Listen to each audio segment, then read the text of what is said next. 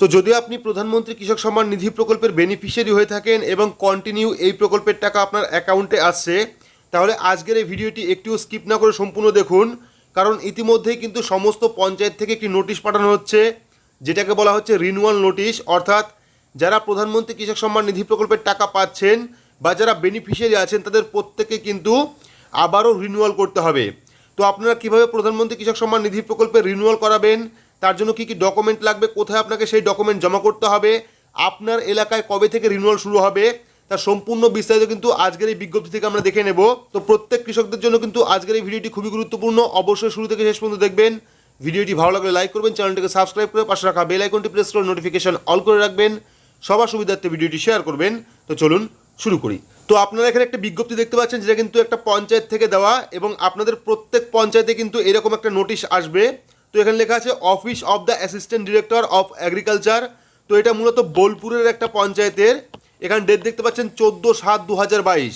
হতে পারে আপনার যে পঞ্চায়েত, সেই পঞ্চায়েতে আলাদা ডেট হতে পারে, প্রত্যেক পঞ্চায়েতের একরকম ডেট হবে না, সবগুলো কিন্তু আলাদা আলাদা হবে। তো সাবজেক্ট কী আছে, notice regarding verification of beneficiary of PM Kisan Samman Nidhi প্রকল্প। তো এটা কিন্তু মূলত পিএম কিষাণের যে বেনিফিশিয়ারি আছে তাদের রিনিউয়াল করানোর জন্য। তো এখানে দেখুন, আপনার অবগতির জন্য জানানো হচ্ছে যে প্রত্যেক কৃষকের কাছে একান্ত অনুরোধ, প্রধানমন্ত্রী কৃষক সম্মান নিধি প্রকল্পের পুনর্নবীকরণের কাজ শুরু হবে আগামী 16/7/2022 থেকে 18/7/2022 তারিখ পর্যন্ত। তো এই তারিখটা কিন্তু শুধুমাত্র বোলপুরের এই পঞ্চায়েতের জন্য, সব পঞ্চায়েতে কিন্তু একই ডেট হবে না। হতে পারে আপনার পঞ্চায়েতে 1 মাস পরে হবে, হতে পারে আপনার পঞ্চায়েতে 7 দিন আগে হবে, এরকম কিন্তু ডেট এক ফাইনাল নয়, এক একটা পঞ্চায়েতের এক এক রকম ডেট থাকবে। তো মূল বিষয়টা হলো এই নোটিশ। তো এখানে কি বলা হয়েছে, তার জন্য নিম্নলিখিত কাগজপত্রগুলি বোলপুর সহকৃষি অধিকর্তার অফিসে জমা করতে হবে। তো প্রত্যেককেই কিন্তু আপনাদের যে সহকৃষি অধিকর্তা, তাদের কাছে কিন্তু এই ডকুমেন্টগুলি জমা করতে হবে। তো ডকুমেন্টের মধ্যে কি কি আছে, আবেদনকারী ভোটার কার্ডের কপি। তো অবশ্যই কিন্তু আপনাকে ভোটার কার্ডের যে জেরক্স কপি আছে, সেই জেরক্স কপিতে নিজের সই করে জমা করতে হবে। পাশাপাশি আধার কার্ডের জেরক্স কপি, স্বামী আবেদন করলে স্ত্রীর আধার কার্ডের জেরক্স কপি, বা স্ত্রী আবেদন করলে স্বামীর আধার কার্ডের জেরক্স কপি। অর্থাৎ দুজনেরই কিন্তু, স্বামী স্ত্রী উভয়েরই কিন্তু জেরক্স কপি লাগবে। যদি আপনার পরিবারে কোনো পুরুষ বা স্বামী আবেদন করে থাকে প্রধানমন্ত্রী কৃষক সম্মান নিধি প্রকল্পে, সেক্ষেত্রে কিন্তু তার স্ত্রীর আধার কার্ডের জেরক্স লাগবে। যদি তার স্ত্রী আবেদন করে থাকে, সেক্ষেত্রে কিন্তু সেই পুরুষের আধার কার্ডের জেরক্স লাগবে, সেলফ অ্যাটেস্টেড করা। 3 নম্বরে কি আছে, জমির পর্চা 1/2/2019 তারিখ পর্যন্ত গ্রহণ করা হবে। অর্থাৎ আপনার জমির পর্চা কিন্তু 1/2/2019 তারিখ পর্যন্ত থাকতে হবে। 4 নম্বরে কি আছে, যে সমস্ত কৃষকের 1/2/2019 তারিখের পর্চা পেয়েছেন, সেই সমস্ত কৃষকরা 1/2/2019 পেছনের জমির দলিল কী সূত্রে পেয়েছেন তা কিন্তু জমা করতে হবে।